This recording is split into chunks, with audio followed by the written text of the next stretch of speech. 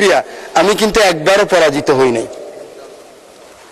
যে ভোটে পরাজিত হচ্ছে ওই ভোট আমি করিও না, আমাকে করতে দেওয়া হয় নাই। এই জুলাইয়ের চেতনা যেন কোনো আমলা হোক, এমপি হোক, মন্ত্রী হোক, কোনো কারো কারণে যেন জুলাইয়ের চেতনা নষ্ট না হয়, সেদিকে আমাদের সকলকে আমাদের নজর দিতে হবে। এই চেয়ারকে ঘুরিয়ে যখন house of the leader of the house বলেন, এই চেয়ারের উত্তাপ আমি বুঝি। এভাবে যখন উনি বলেন এই সবুজ চেয়ারের উত্তাপ আমি বুঝি, আমি মনে করি আমার সরকারি দলের মন্ত্রী থেকে শুরু করে আমার মতো হুইপ বা এমপি পর্যন্ত ওনার অ্যাটিটিউড কি আমরা বুঝি, আপনারা নিশ্চয়ই বোঝেন। ভয় কি আমাদের? আমাদের কোনো ভয় নাই, আমরা এগিয়ে যেতে পারবো। আমার এই ডান পাশে ফাঁসির দণ্ড পেয়েছিলেন, বাম পাশে ওই বসা আছেন ফাঁসির দণ্ড, আমার এখানে আছে ফাঁসির দণ্ড, আমার পিছনে আছে সালাউদ্দিন কাদের চৌধুরী সাহেবের ছেলে, মীর কাসেম আলী সাহেবের ছেলে, মাননীয় সংসদ সদস্য। আমরা যে বেঁচে আছি এটাই তো বেশি। আমরা গত 17 বছর মাননীয় মহাসচিব মহোদয় রাস্তায় কান্না করেছেন, ওরা কিন্তু এখনো ঘুরছে। কিন্তু আউযুবিল্লাহি মিনাশ শাইতানির রাজিম, বিসমিল্লাহির রহমানির রহিম। এর সপ্তাহে আমি বেস্তিনি হসপিটালে গিয়েছিলাম ব্যাংককের, জুলাই যোদ্ধাদেরকে দেখার জন্য।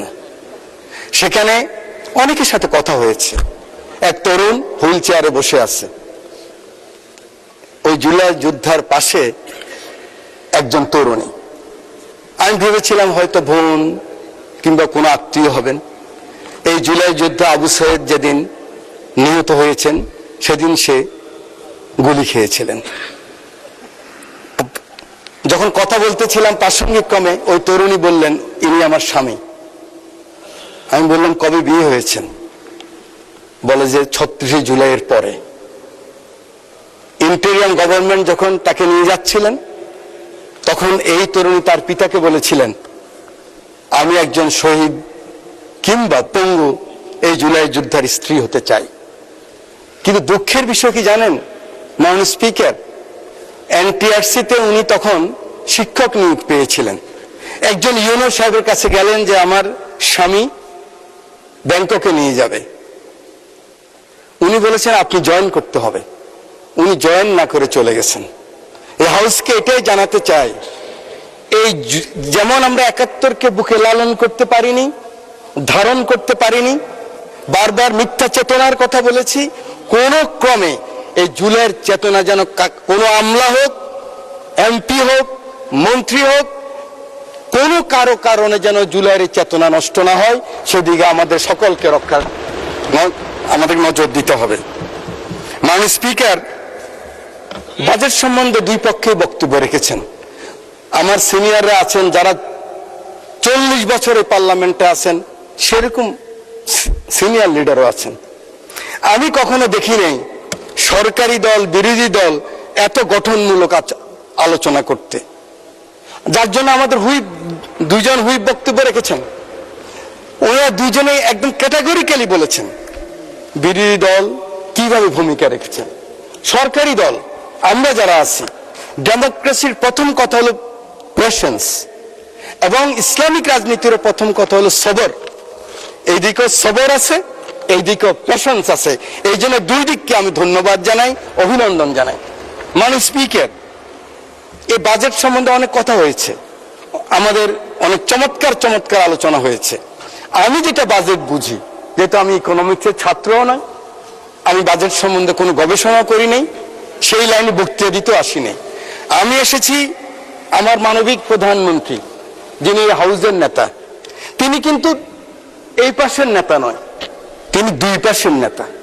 বিরোধী দলের নেতা, তিনি এই পাশের নেতা। এই চেয়ারকে ঘুরিয়ে যখন house of the leader of the house বলেন, এই চেয়ারের উত্তাপ আমি বুঝি। এভাবে যখন উনি বলেন এই সবুজ চেয়ারের উত্তাপ আমি বুঝি, আমি মনে করি আমার সরকারি দলের মন্ত্রী থেকে শুরু করে আমার মতো হুইপ বা এমপি পর্যন্ত ওনার অ্যাটিটিউড কি আমরা বুঝি, আপনারা নিশ্চয়ই বোঝেন। উনি যখন বলেন 36 জুলাইয়ের পরে 37 জুলাইতে উনি যখন পল্টনের জনসভায় বলেন, আমরা এমন কোন কাজ করব না যে কাজে অন্য ক্ষতিগ্রস্ত হয়। কোট, উনি বলেছেন আমরা আমাদের কোনো প্রতিহিংসার কারণে, কোনো হিংসার কারণে যদি অন্য ক্ষতিগ্রস্ত হয়, তাহলে আমাদের যে মিশন, আমাদের যে এই যে জুলাই যে আকাঙ্ক্ষা, সে আকাঙ্ক্ষা পূরণ হবে না, আনকোট। সেদিনই বাংলাদেশের বিএনপি এবং জোটের এবং আমরা যারা আছি সবাই আমরা বুঝে গিয়েছি আমরা কি চাই। এই পার্লামেন্টে এই চেয়ারে বসে তোফায়েল আহমদ সাহেব মরহুম উনি বলেছিলেন, বিএনপি জামাত যদি কোনো কারণে আল্লাহ না করুক ক্ষমতায় আসে, সাথে সাথে 500,000,000 পিপল খুন হয়ে যাবে। আপনারা জানেন আমাদের এই দল এই পাশ বা এই পাশের কারো নেতৃত্বে আওয়ামী লীগের ফ্যাসিস্টদের কেউ হত্যা হয় নাই, খুন হয় নাই। মাননীয় স্পিকার, আমাদের ভাগ্য আমরা একজন মানবিক লিডার অফ দ্য হাউস পেয়েছি। আমাদের ভাগ্য আমরা একজন এরকম ধৈর্যবান সুন্দর কথা বলার বিরোধী দল নেতা পেয়েছি। আমরা আরো বেশি ভাগ্যবান, আমরা একজন ডেমোক্রেট লিবারেল ফাইন্যান্স মিনিস্টার পেয়েছি। ভয় কি আমাদের? আমাদের কোনো ভয় নেই, আমরা এগিয়ে যেতে পারবো, সামনে যাব। শুধু আমাদের প্রয়োজন আমরা ঐক্যবদ্ধ আছি কিনা, জাতীয় ঐক্যের ব্যাপারে আমরা একমত আছি কিনা, আমাদের সভরেন্টির ব্যাপারে, স্বাধীনতার ব্যাপারে, সার্বভৌমত্বের ব্যাপারে আমরা একমত আছি কিনা। এখানে যদি থাকি কোনো অপশক্তি আমাদেরকে নিঃশেষ করতে পারবে না, ধ্বংস করতে পারবে না। মাননীয় স্পিকার, মাননীয় স্পিকার, আমি শুধু বলতে চাই এই সংসদে আমরা যারা এসেছি 300 জন আমরা ভাগ্যবান। আমাদের নারী সদস্য এসেছে 50 জন, সবাই মিলিয়ে আমরা ভাগ্যবান। কিন্তু আমাদেরকে গত 17 বছর যারা বুদ্ধি দিয়ে, যুদ্ধ দিয়ে, অ্যাক্টিভিজম করে, হিউম্যান রাইটস করে, ওনারা অনেকে তো আসতে পারেন নাই। ওনাদেরকে আজকে এই মহান সংসদ থেকে আমি অভিনন্দন জানাই, ধন্যবাদ জানাই। আমি একটি কথা বলতে চাই মাননীয় স্পিকার, আমার বারবার এই কথাটুকু মনে পড়ে, যেহেতু আন্দোলন সংগ্রামে আপনাদের সাথে ক্ষুদ্র কর্মী হিসেবে ছিলাম। আওয়ামী বুদ্ধিজীবীরা কোথায়? আপনারা কি মনে করেন ওনারা চলে গেছেন? ওনারা কিন্তু ওনাদের মনোজগতে এখনো সেই কথাই আছে। কিন্তু আমাদেরকে যারা সাহায্য করেছিলেন, এই এত লিমিটেশনের মধ্যেও যারা টেলিভিশনে কথা বলেছেন, বিবৃতি করেছেন, বক্তৃতা করেছেন, সেমিনার এসেছেন, সেমিনার আসতে ভয় পেতেন, আমি কিন্তু ওনাদেরকে ভাগ করে ফেলছি। আমি চাই যে ওনাদেরকে আমরা ডাকি, আমাদের লিডার অফ দ্য হাউসের কাছে আমরা নিয়ে আসি, এক কাপ চা খেলে ওনারা খুশি হবে, সেই ব্যবস্থা আমাদের সিনিয়র লিডাররা করবেন। মাননীয় স্পিকার, আমার এই ডান পাশে ফাঁসির দণ্ড পেয়েছিলেন, বাম পাশে ওই বসা আছেন ফাঁসির দণ্ড, আমার এখানে আছে ফাঁসির দণ্ড, আমার পিছনে আছে সালাউদ্দিন কাদের চৌধুরী সাহেবের ছেলে। রাস্তায় কান্না করেছেন, ওরা কিন্তু এখনো ঘুরছে, কিন্তু ওদের কোনো আস্থার জায়গা নেই। মাত্র 4 মাস। আমি জানি আমার একজন মাননীয় সংসদ সদস্য এখান থেকে বলেছেন ওদের জন্য প্রকল্প গ্রহণ করা উচিত, ওদের ব্যবস্থা করা উচিত।